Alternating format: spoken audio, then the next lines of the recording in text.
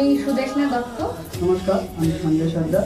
আপনারা দেখে বুঝতে পারছেন আজ আমি বংশা রেসার্জিয়ান মহালয়ার সেটে আছি।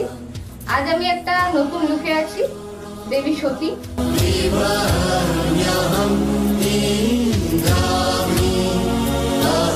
আজ ইনি আমার পিতা চরিত্রে আছে প্রজাপতি দক্ষ।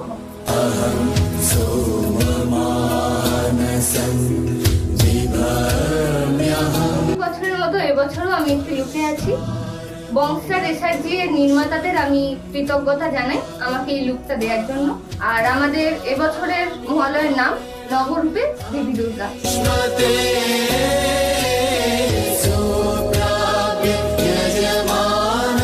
আমাদেরকে দেখতে হলে চোখ রাখুন মলার পরে, শুধুমাত্র বংশা রেসার্জি।